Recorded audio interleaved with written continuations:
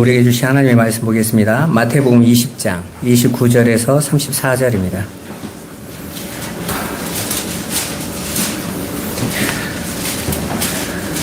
우리 한 목소리로 한번 같이 읽어보도록 하겠습니다. 그들이 여리고에서 떠나갈 때에 큰 무리가 예수를 따르더라. 맹인 두 사람이 길가에 앉았다가 예수께서 지나가신다 함을 듣고 소리질러 이르되 주여 우리를 불쌍히 여기소서. 다윗의 자손이여 하니 무리가 꾸짖어 잠잠하라되 더욱 소리질러 이르되 주여 우리를 불쌍히 여기소서. 다윗의 자손이여 하는지라. 예수께서 머물러 서서 그들을 불러 이르시되 너희에게 무엇을 하여 주기를 원하느냐. 이르되 주여 우리의 눈뜨기를 원하나이다. 예수께서 불쌍히 여기사 그들의 눈을 만지시니 곧 보게 되어 그들이 예수를 따르니라. 아멘. 오늘 저와 여러분들이 정말 눈이 띄어지기를 주님의 이름으로 축원합니다. 우리는 지난 시간에 우리를 섬기려고 오신 예수님께서 우리에게 베푸시는 그 섬김의 내용이 이 세상에 힘을 부어주는 것이 아니라는 것을 봤습니다. 바로 하늘의 복인 영생을 주시는 것과 그 복을 이루시기 위해 당신을 대속물로 주시는 섬김에 대해서 우리가 함께 알아봤죠. 이처럼 기독교의 섬김은 작은 자가 큰 자를 섬기는 그런 복종과 굴종이 아니라 큰 자, 곧 하나님이 우리를 섬겨서 우리에게 사랑을 부어주심으로 우리가 하늘의 백성이 되는 것이라고 그랬어요. 그리고 그러한 하나님의 섬김, 곧 독생자를 예수를 아낌없이 대속물로 내어주시는 하나님의 사랑의 섬김을 믿음으로 알아보는 자들, 성도들이죠. 바로 그 하나님의 섬김을 즐거워하며 찬송하는 것이 우리가 내어놓는 하나님의 섬김이며 하나님을 사랑하는 거라고 말씀드렸습니다. 그래서 그 사랑을 알게 된 자들은, 그 사랑을 받게 된 자들은 자기 안에 있는 사랑으로 또 이웃을 섬기는 것이 이웃사랑이라고 말씀드렸어요. 제가 이번 한 주간 동안 라오스를 쭉 가서 우리나라의 역사를 봐도 미국에서 우리에게 복음을 줬죠. 유럽에서 복음을 줬습니다. 다 큰 자들이에요. 그 당시에 우리나라는 정말 미개한 나라 취급을 받았던 곳 아닙니까? 심지어는 미국에서는 어떤 여론이 있었냐면 하버드를 나오고 옥스퍼드를 나오고 이렇게 훌륭한 사람들이 왜 한국 가가지고 풍토병을 못 이겨서 온 지 한 달 만에 죽임을 당하는 그런 미련한 곳에 가서 이렇게 영양도 안 좋고 심지어는 그렇게 위생도 안 좋은 곳에 가서 왜 헛된 목숨을 죽이냐. 이 미국에서 복음을 전하면 얼마든지 더 오랫동안 하나님의 일을 할 수 있는데 그럼에도 불구하고 우리가 그 선교자의 무덤에 가보면 그들이 여기서 한 달밖에 안 되는 죽음을 복음도 전하지도 못한 거죠. 그럼에도 불구하고 자기 본국에는 끊임없이 선교사를 보내달라고. 이곳에 하나님께서 하시는 일이 나타나고 있다. 그러니까 하나님의 백성들은, 하나님의 섬김을 받은 자들은 더 이상 이 세상의 목숨이나 그런 유익의 기대치를 갖고 살아가는 것이 아니라 받은 사랑과 받은 섬김을 또 연약한 자, 작은 자를 섬기는 일에 10분 활용하다가 인생을 보내는 것을 가치로 여기게 되는 거죠. 그게 바로 하나님 백성들의 삶인 거예요. 우리가 이번에 라오스를 가면서도 우리 교회가 수백만 원이나 돈을 들이고 그곳에 가서 몇몇 안 되는 목회자들을 데리고 하루 온종일 복음을 전하는 일을 하지 않습니까? 그곳에서 복음을 받은 분들 중에 한 두어 분이 우리에게 또 이 복음을 가르쳐 줄 수 없느냐 이렇게 부탁을 하고 그 말씀에 너무 기뻐하는 것만 보고도 너무 즐거워하고 우리 성도들이 또 언제 와서 또 이분들에게 이렇게 섬길 수 있을까 라는 거에 감격하고 돌아옵니다.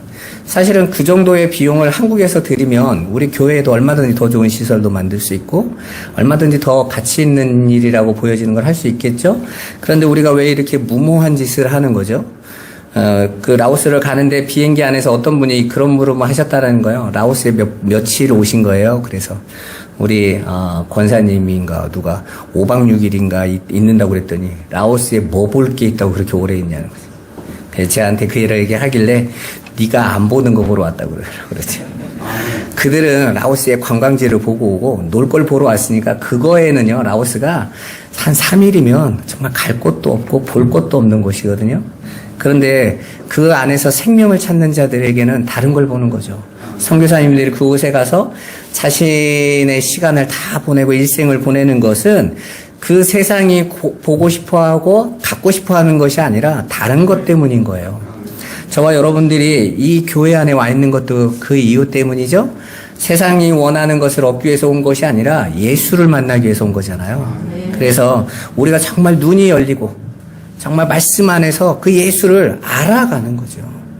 그래서 저는 교회가 예수가 아니라 다른 걸 전하면 저주받는다고 생각해요.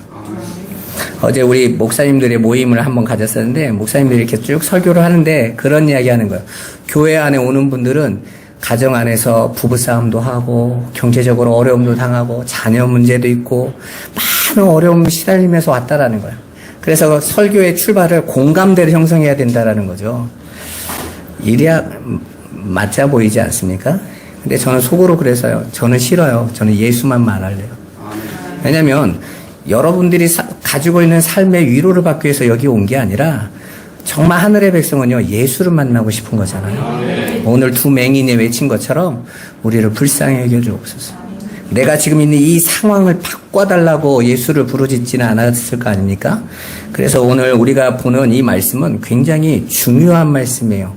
어떻게 예수님의 섬김을 받은 자들이 그 섬김의 결과로 어떤 일이 일어나는지. 사실은 오늘 말씀에 보면 이 두 맹인을 통해서 예수님께서 우리를 섬기시는 그 십자가의 사랑이 어떻게 우리에게 성취되어졌는지를 보게 해주세요. 그래서 비로소 그 예수의 섬김에 의해서 내가 무엇이 필요한지를 깨닫게 되는 것입니다. 바로 앞에 있는 구절에서도 세베대의 두 아들의 어머니가 예수님께 무엇을 구했다라고 말을 하고 있고 그 구함은 세상에서의 큰 자 되는 것이었어요. 예수님이 예루살렘에 올라가서 왕이 되었을 때 한 사람은 오른편에 한 사람은 왼편에 가장 높은 자리의 지위를 요구했던 거였거든요. 그런데 예수님은 그 세베대의 어머니에게 뭐라고 말씀하셨습니까? 너는 네가 무엇을 구해야 되는지 알지 못한다 라고 말씀하시고 바로 십자가 사건이 일어나고 나서 바로 뒤에 또 무엇을 원하느냐라는 두 맹인의 물음에게 그 맹인들이 구하는 것이 바로 예수의 십자가로 말미암아 그 섬김으로 말미암아 보게 되어질 일이다라는 거죠. 그래서 우리가 그 하나님이 주신 그 은혜를 온전히 깨닫고 아는 귀한 시간 되기를 바랍니다. 본문에서는 예수님께서 이제 여리고에서 예루살렘으로 올라가실 때에 대한 이야기예요. 이제 예수님이 십자가지로 올라가고 계시는 거죠. 그때 예수님과 큰 무리가 따르고 있었다 이렇게 말씀하고 있습니다. 그런데 맹인 두 사람이 길가에서 예수님이 지나가신다는 소리를 듣고 자신들을 지금 불쌍히 여겨달라고 소리치기 시작해요. 마가복음에 보면 이 맹인 중에 한 명이 바디메오였다 이렇게 설명해주고 있죠. 그러자 두 무리가 그 무리들이 그 두 맹인에게 잠잠하라 하고 꾸짖습니다. 예수님이 그러나 그들은 그것에 굴하지 않고 우리를 불쌍히 여겨달라고 더 소리를 외쳐 부르게 되고 예수님이 멈추셔서 그들을 세우십니다. 그리고 너희에게 무엇을 하여 주기를 원하느냐라고 물어보세요. 이 히브리 문학에서 아주 중요한 거죠. 같은 문장이 두 개가 연결되어지고 그 마치 샌드위치의 빵처럼 그 안에 핵심적인 내용이 딱 들어가 있어요. 지금 무엇을 원하느냐라는 앞뒤 문맥 구절 안에 예수 그리스도의 대속물의 이야기가 딱 들어가 있거든요. 바로 그것을 설명해주고 있는 내용이라는 거예요. 자, 우리가 바로 전에 공부한 세베대 두 아들의 어머니가 무엇을 원하느냐라는 예수님의 물음에 엉뚱한 세상의 힘을 구했다고 말씀드렸습니다. 지금 예수님을 따라가는 큰 무리도 바로 예수님에게 그 어머니처럼 세상의 힘과 자기들의 기대를 잔뜩 품고 따라가고 있는 거예요. 잘 보여야 되겠죠. 처분을 따라가면서 처분의 눈에 잘 보여야 처분이 이제 왕의 자리에 있을 때 우리도 뭐 하나 좀 얻지 않을까라고 따라가는 거예요. 그들은 자기 수준을 가치 있고 멋있게 꾸미는 데에 집중을 하고 가고 있습니다. 그런데 그들 앞에 지금 이 두 맹인은 아무 보잘것없는 상태인 거예요. 그런 상태로는 절대로 인정받을 수 없다라고 여겨졌겠죠. 그렇게 지금 이 장면은 바로 앞에 세상의 것으로 자기를 증명해서 응답받겠다고 하는 자들과 하나님의 믿음에 의해서 택함받은 하나님의 백성들의 모습이 정확하게 대비되어 있어요. 그리고 그 가운데가 그리고라는 단어로 연결되어 있습니다. 오늘 우리 성경에는 이런 헬라어의 접속사들이 대부분 다 안 써놔서 그런데 오늘 29절에 그들이가 있기 전에 먼저 그리고가 들어가 있거든요. 헬라어 접속사 카이가 들어가져 있습니다. 그렇게 함께 연결된 문장이라는 걸 우리는 알 수 있어요. 그러한 문장의 흐름 속에서 여전히 자신들의 힘으로 예수를 섬길 수 있다고 착각하는 큰 무리가 예수를 따라가고 있었다라는 거예요.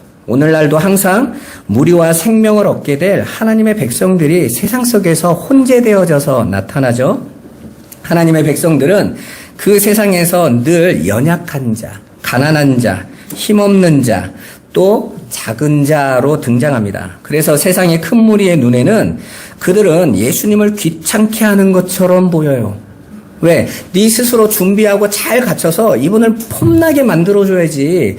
너같이 거지의 자리에 있어서 너 같은 자들이 예수를 믿어버리면 예수가 더 부끄러움을 당한다라고 엉뚱한 이야기를 하는 거죠. 그들에게 두 맹인의 부르짖음은 예수님을 귀찮게 하고 있는 거예요. 헛된 부르짖음인 거죠. 그래서 꾸짖었던 것입니다. 왜 그들이 두 맹인을 그렇게 쉽게 맹인들의 부르짖음을 꾸짖었을까요? 아마도 두 맹인의 외적인 모습 때문이었을 거예요. 왜냐하면 두 맹인은 지금 앞을 못 보고 구걸하고 있었기 때문에 그렇습니다. 이 두 맹인이 구걸하고 있었다라는 것을 우리가 어떻게 알 수 있었습니까? 바로 길가에 앉아 있었다라는 표현으로 명확하게 보여주고 있어요. 마가복음에서는 거지 바디메오라고 분명히 말을 하고 있는데 여기에서는 그냥 길가라는 단어로 두 맹인이 거렁뱅이 거지였다라는 것을 보여주고 있습니다. 예수님 당시나 지금이나 맹인은 사회에서 할 수 있는 일이 아주 적었습니다. 특히 고대 사회에서는 말 그대로 가장 비천하고 천한 죄인들이었어요. 그래서 할 수 있는 것이 없어서 구걸발로 연명했던 거예요. 특히 유대 사회에서는 이런 맹인 아니면 문둥병자 이런 사람들은 더 사회의 지탄과 무시 그리고 멸시의 대상이었습니다. 왜냐하면 그들은 그런 질병에 나타나는 이유를 그들이 가진 죄나 그들의 조상에게서 온 죄로 여겼기 때문에 그래요. 죄인들이라고 그러잖아요.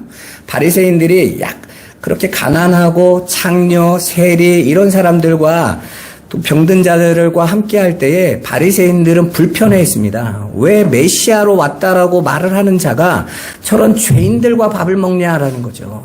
그 죄인들은 그 나라에 앉을 자격이 없는데 정작 우리가 하나님의 말씀을 온전히 지키고 따라가고 있는 우리와는 함께 어울려주지 않는 것에 대해서 굉장히 불편하게 여겼어요. 그렇게 당연히 두 맹인은 그들의 눈에는 천한 자들이고 죄인이었기 때문에 무시해도 마땅하다고 생각했던 것입니다.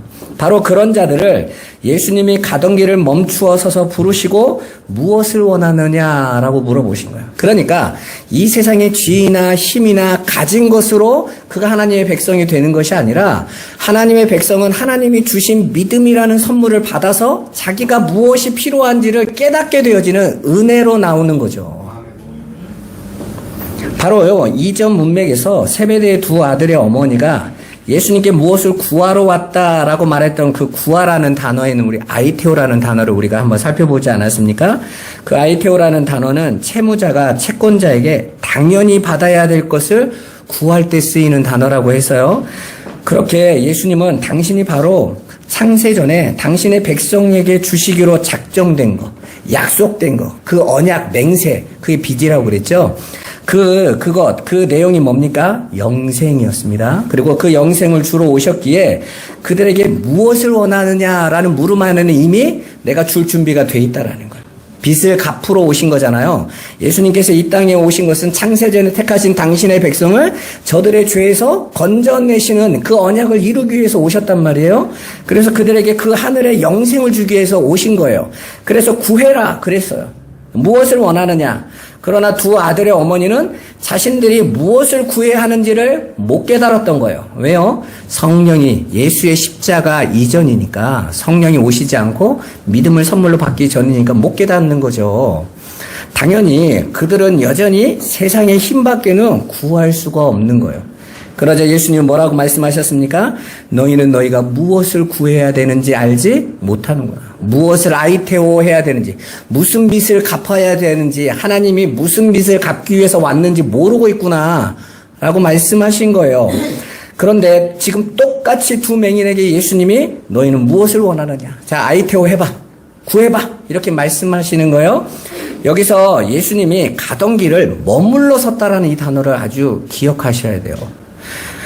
이 스타스라는 단어의 원형이 히스템이에요. 서다, 세우다, 멈추다라는 의미인데, 이 단어의 주어가 사람이나 천사 같은 피조물일 때는 하나님이란 존재 앞에 서 있는 연약한 모습을 묘사하고 있어요. 그러니까 사람이 서 있다 그럴 때는 하나님 앞에 불쌍함을 구하는 모습인 거예요. 나는 이렇게 연약한 자입니다 할 때 이 단어인 거예요. 당연히 예수를 믿는 저와 여러분들은 그렇게 하나님 앞에 히스테미로 서 있어야 되는 거예요. 하나님 나에게 불쌍히 여겨주세요. 그게 우리의 시스템인 거예요. 반대로 예수님이 지금은 머물러 섰다고 그랬잖아요. 창조주 되신 하나님께서 창조자가 주어로 나올 때는 어떤 특정한 모습, 계획을 가지고 목적을 가지고 멈추셨을 때 이런 일이 단어를 써요. 그래서 누가복음 7장에서는 그 과부의 외아들이 죽어서 관에 실려서 나가고 있을 때 예수님이 그 관 앞에 서서 그들을 불러 세우셨을 때 그 관에 있는 아들이 살아나는 이야기가 나오죠. 바로 그런 창조의 일을 이야기할 때 머물러 섰다, 서 있다라는 단어를 쓴단 말이에요. 그리고 이 단어는 또 십자가에 섰다라고 할 때도 서 있어요. 그러니까 하나님의 십자가에 서 있을 때 우리도 그 십자가에 못 박힐 때 온전히 서게 되는 거예요. 그게 오늘 성경이 우리를 이끌어가고 있는 길이란 말입니다. 따라서 우리는 본문에서도 맹인들을 고쳐주시는 예수님의 치유의 능력이나 기적의 측면으로 바라보면 안 되는 거예요. 그건 겉에 있는 내용에 불과한 것입니다. 지금 여기에서 말하고자 하시는 것은 맹인이 죄인들에게 생명의 빛을 비추어 그들이 눈을 뜨게 하는, 영적인 눈을 뜨게 하시려는 하나님의 구속사적인 관점으로 이 말씀을 보셔야 돼요. 그러니까 지금 창조주이신 예수님이 서서 그분의 창조의 일, 곧 죄인을 죄에서 구원하시려고 머무신 거예요. 서 계신 것이란 말입니다. 그런데 두 맹인이 자신들의 눈이 뜨기를 구하고 있어요. 우리가 이렇게 볼 때에는 지금 맹인이니까 당연히 눈 뜨는 걸 원하는 거겠지라고 말을 하지만 지금 마태가 이 글을 기록하고 있다는 걸 보셔야 돼요. 어떤 자는 보지 못하고 있고 어떤 자는 보고 있는 이야기를 하고 있단 말입니다.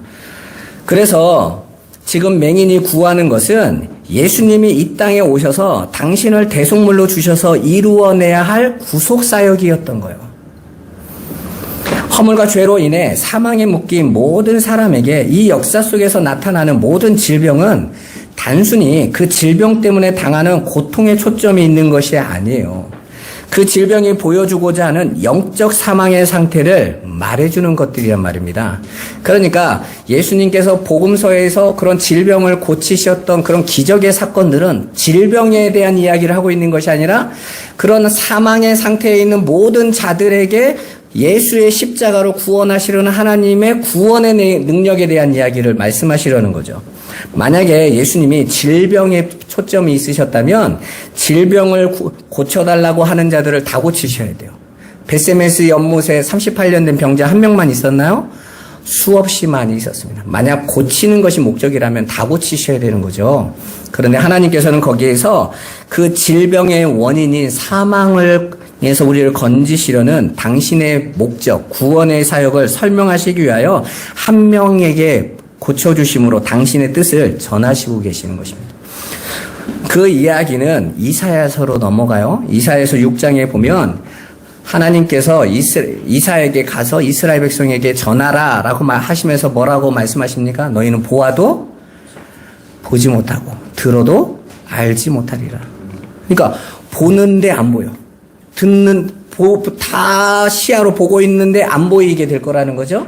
그 영적인 것, 하늘의 것, 아무리 성경을 읽어도 안 보이게 될 거라는 거예요. 귀로 들어도 못 깨닫게 될 거라는 것이죠. 하나님의 뜻을.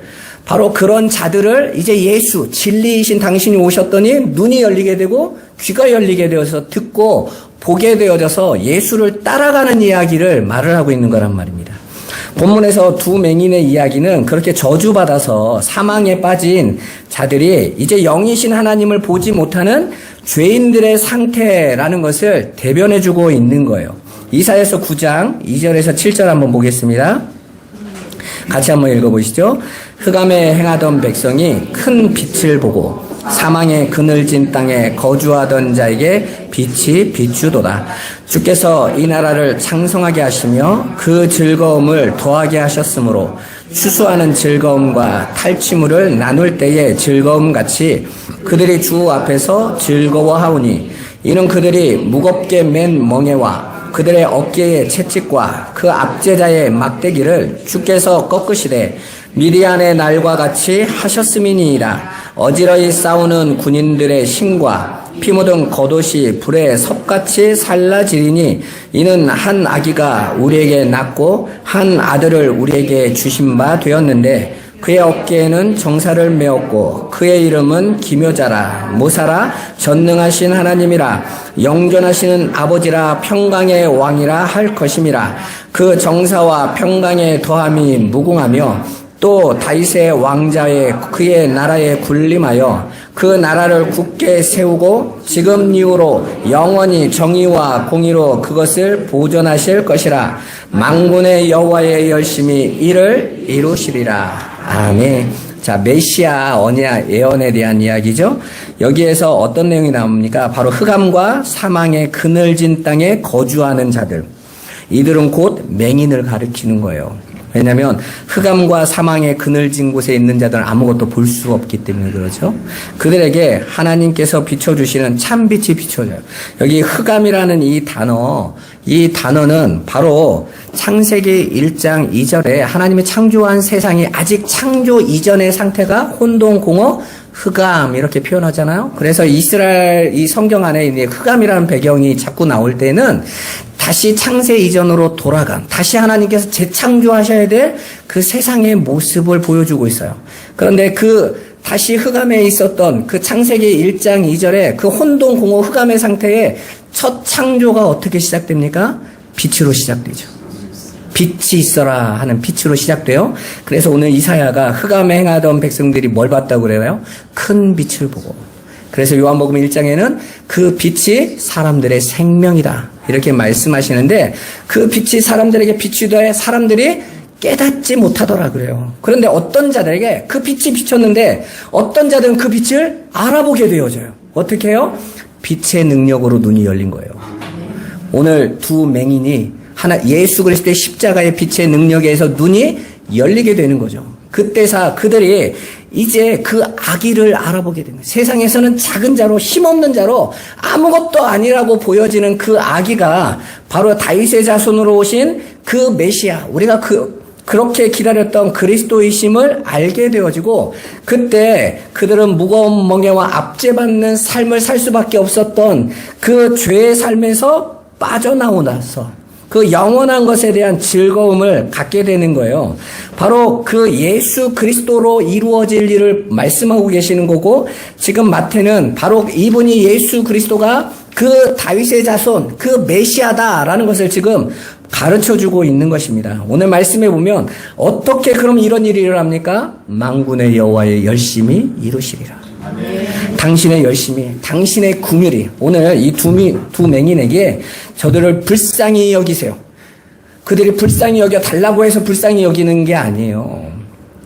당신의 궁율이 나와서 그 궁율을 받은 자들에게서만이 내가 궁율을 받아야 될 자라는 걸 깨달을 수 있다라고 저희가 산상수훈에서 말씀드렸죠. 궁율이 여김을 여기는 자는 궁율이 여김을 받을 것이다. 라는 그 궁휼히 여김은 내가 남에게 구제해주고 불쌍히 여기면 하나님이 나를 궁휼히 여겨준다는 뜻이 아니라고 그랬죠. 하나님의 궁휼이 먼저 부어진 자들이 자신이 하나님의 궁휼을 받아야 될 자임을 깨닫게 된다는 거예요. 그게 복 있는 자라고 그랬죠. 나는 하나님의 궁휼이 없으면 안 되는 자구나. 그래서 다윗의 자손 예수의 우리를 궁휼히 여겨주세요. 불쌍히 여겨주소서 그런단 말이에요. 그랬더니 뭐가 부어지고 있는 거예요 지금? 불쌍히 여기심. 궁율이 부어지고 있는 거예요. 그게 복이란 말입니다. 복. 그렇게 여호와의 열심히 그 일을 이루시겠다는 거예요. 여러분, 저와 여러분들이 왜 예수를 찾아요? 돈 없는 것도 괜찮고, 아픈 것도 괜찮고, 문제되는 것도 괜찮고, 세상에 있는 일이 다 괜찮은데, 나는 예수를 모르는 건 미칠 것 같습니다. 나는 예수 없으면 안 될 것 같습니다를 왜 그렇게 찾게 된 거예요? 하나님의 은혜로요. 하나님이 오늘 두 맹인에게 주셨던 믿음이 내게 선물로 주신 거예요. 그래서 우리는 그 예수를 들을 때 행복하고 즐겁고 기쁜 겁니다. 세상에 가난이라는 멍에도 물질이라는 거, 세상의 힘이라는 멍에 다 그걸로 짓눌려 있는 성도들이 예수 앞에서 즐거워하고 기뻐할 수 있는 건 우리가 긍휼히 여김을 받은 자들이기 때문에 우리는 그걸 복으로 여겨야 되는 거죠. 그렇게 하나님의 백성들에게 눈을 떼어지게 하는 그 구원의 사역은 오직 하나님의 은혜로만 되는 거예요. 이번 라오스에 가서 그 말씀을 쭉 전하면서 아벨의 이야기를 했어요. 아벨이 어떻게 가인과 다르게 더 나은 그 양을 드리는 희생제사를 하나님께 드렸을까? 그랬더니 이제 이야기를 쭉 하는 거죠. 뭐 아버지 아담에게서부터 그들이 보고 배우고 이게 중요하다는 걸 깨달았기 때문에, 그래서 그렇게 제사 드리는 모습을 봤기 때문에 그렇게 드렸다라고 어떤 신학을 한 자매가 이야기를 하더라고요. 그래서 제가 또 질문했죠. 가인은 안 봤을까요? 가인도 봤겠죠? 아벨만 봤겠어요? 그 모습을? 가인은 더 많이 봤을 거예요. 유해형이니까. 그리고 더 많이 강조함을 받았겠죠? 왜? 장남이니까. 그 일을 계속 이어지는 건 장자의 법이니까 더 열심히 가르쳤을 겁니다. 그런데 왜 가인은 땅의 소산을 끝까지 들고 오고 아벨은 희생제사를 드리기 위하여 양을 키웠냔 말이에요. 그랬더니 또 누가 그러더라고요. 아벨이 양을 치는 게 직업이었으니까 아무래도 양 잡기가 편했다라는 거죠. 그래서 제가 물어봤죠. 그 당시에는 고기도 안 먹고 날도 안 따뜻한데 안 추운데 양에 뭐가 필요할까요? 내가 그랬더니 생각해보니까 필요한 게 없는 거예요. 그럼 왜 잡았을까요? 그 왜 양을 키웠겠어요? 처음부터 목적이 한 가지였던 거예요. 하나님께 희생제사 드릴 게 목적이었던 거죠. 쉽게 말해서 양을 키우는 것 자체가 손해보는 삶인 거예요. 그래서 다른 거 열심히 한 가인이 땅의 소산이 훨씬 많았던 거고, 가인이 볼 때는 쓸데없는 거 하고 있는 아벨은 힘들고 바보 같은 삶을 살았던 거죠. 그런데 하나님이 누구를 인정해 주셨다고요? 아벨을. 그래서 제가 또 물어봤어요. 그러니까요, 왜 아벨은 그렇게 하나님 앞에 고집스럽게 그 희생제사를 드릴 수 있었을까요? 그 라오스의 목사님 한 분이 그러더라고요. 아벨이 훨씬 하나님을 향해서 신실한 마음이 있었기 때문이 아닐까요? 그래서 제가 그럼 가인이 신실한 마음이 아니었다가는 뭘로 알 수 있습니까? 내가 그랬더니 아무 말 안 하더라고요. 그때는 어떻게 해야 돼요? 말씀으로 확인해야죠. 히브리서 11장 4절로 가서 아벨이 믿음으로 하나님 앞에 더 나은 제사를 드렸더라. 믿음이 선물로 주어진 거죠. 그리고 그 믿음은 에베소서 2장 8절 9절 말씀에 하나님께서 은혜로 말미암아 믿음을 선물로 주셨느니 이는 행위로 말미암지 않고 하나님 앞에 아무것도 자랑하지 못하게 하려 하십니다. 철저히 믿음, 하나님의 열심이었던 거예요. 그러니까 하나님은 아벨을 창세 전부터 사랑했던 거고 가인은 창세 전부터 하나님 백성이 아니었던 거죠. 이게 성경이 말을 하고 있는 거잖아요. 그러니까 저와 여러분들이 이 자리에 예수를 들으면서 이렇게 즐거워하면서 뭘 깨닫냐면, 야, 내가 이제 예수를 이렇게 잘 믿고 기도하고 붙잡고 가면 이제 성공이 오겠지? 세상에 인정이 오겠지? 그게 아니라 내가 어떻게 창세 전부터 하나님의 택함 안에 있었을까? 그리고 내가 어떻게 이렇게 예수를 알고 싶어졌을까? 이게 복이구나 하고 우리는 그 복을 즐거워하는 자들인 거예요. 그 사랑을 우리는 가지고 가는 것입니다. 오늘 본문에서 바로 예수님은 그렇게 맹인들의 눈을 뜨게 해주시려고 빛으로 오신 거예요. 그리고 무리들은 예수를 따라가고는 있지만 그들이 훨씬 더 돈도 있고 수준 있는 자들이었지만 그 예수가 빛으로 오신 하나님이심을 그들은 알아보지 못합니다. 왜냐하면 믿음으로 주어지는 선물이었기 때문에 그래요. 십자가로 주어지는 은혜였기 때문에 그렇습니다. 성경에서는 여전히 그들이 맹인이었다 이러죠. 요한복음 9장에 맹인의 눈뜬 이야기를 하면서 예수님이 말씀하시죠. 세상 모든 사람을 이렇게 맹인되게 하리라 라는 성경의 말씀을 하실 때에 그 따라오던 자들이 제자들이라고 표현되어 있어요. 따라오는 자들이 우리도 맹인인가 이렇게 말씀하세요. 그때 예수님이 너희가 본다고 하니 여전히 맹인이구나 그러시잖아요. 그러니까 하나님이 보시는 맹인은 앞이 보이지 않는 시각장애인을 가리키는 게 아니에요. 제가 이 성경을, 글씨 이렇게 계속 치고 들어오면 맹인이라고 우리 성경에 써있으니까 맹인이라고 하면 우리 한글이 계속 오류라고 자꾸 표현해요. 시각장애인으로 하라는 거죠. 시각장애인은 이 세상을 거기서 못 보는 시각장애인을 얘기하는 거고, 성경이 말하는 맹인은 그들을 포함해서 그건 1차원적인 이야기고, 하늘의 것을 보지 못하는 자들, 믿음으로 눈이 열리지 않은 자들에 대한 이야기를 하고 싶은 거예요. 그런데 그 중에 어떤 맹인들, 곧 창세전에 이미 눈이 하나님의 약속대로 이제 띄어져서 예수가 그리스도이심을 알아보고 그 이름으로 구원을 받게 될 자들에게 거저 믿음이 선물로 주어진 거예요. 흑암에 거하던 백성에게 참빛이 비춰지게 되어졌던 거죠. 예수 그리스도죠. 그러자 그는 어떠한 방해와 박해에도 예수 그리스도를 구하게 돼 있어요. 잠잠하라, 조용히 하라, 떠들지 마라, 시끄럽게 하지 마라. 그럼에도 불구하고 그들은 또 부르짖습니다. 다윗의 자손이여. 이스라엘 사람들이 부르짖는 다윗의 자손이라는 말은 메시아임을 고백하는 말이에요. 그러니까 그들은 모두가 메시아에 대한 대망 사상을 가지고 있기 때문에 그들은 날마다 오늘 이사야서에도 기록된 것처럼 다윗의 자손으로 오실 분, 바로 메시아를 기다리고 있었고, 그 메시아가 오면 우리가 있었던 이 흑암과 사망에서 우리를 건져주실 것이다. 우리를 이 압박에서 우리를 끊어내실 것이고, 우리가 멍에를 그분이 완전히 끊어버리실 것이다. 이렇게 여기고 있었어요. 그러나 그들은 세상적인 굴레와 세상적인 어려움과 힘듦을 멍해로 여기고 있었습니다. 그러나 예수님이 보여주시려는 것은 바로 사망이 가지고 있는 죄의 멍해였던 거예요. 예수 그리스도의 십자가로 말미암아 바로 그 멍해가 벗겨지는 것입니다. 그리고 그 구원자가 오면 자신들이 보지 못하는 맹인의 상태가 치유되고 눈이 열리게 될 것을 믿는 믿음이 있었어요. 그래서 그들은 당당하게 우리에게 눈을 열어주시기로 한 약속된 그 약속을 지키세요. 빚을 갚으세요. 우리 눈을 뜨게 해주세요. 라고 외쳤던 거예요. 그러면 누가 이렇게 말을 하겠죠? 정말 바디메오가 그 말을 했을지 어떻게 하냐고? 바디메오가 그 말을 했기 때문에 하는 게 아니에요. 바디메오가 그런 간증을 했으니까 그 말을 하고 있는 게 아닙니다. 성경은 필자가 하나님의 성령이세요. 지금 그 모든 걸 동원해서 당신과 당신의 백성들에게 나타난 일을 보여주시는 것입니다. 오늘 저와 여러분도 그럴 수 있겠죠? 하나님께서 나아가는 자는 신실한 믿음으로 나오라고 할 때 여러분 때로는 부끄러울 때도 있을 거예요. 난 신실하지 않은 것 같아. 나는 늘 넘어지고 싫은 원망도 하고 불평도 하고 난 믿음이 없나? 우리의 겉모습은 그렇게 보이지만 하나님은 믿음으로 해석하신다고요. 내 딸아 너는 믿음이 있다. 내 믿음이니까. 내 아들아 너는 나를 잘 따라오고 있다. 이게 히브리서의 해석법 아닙니까?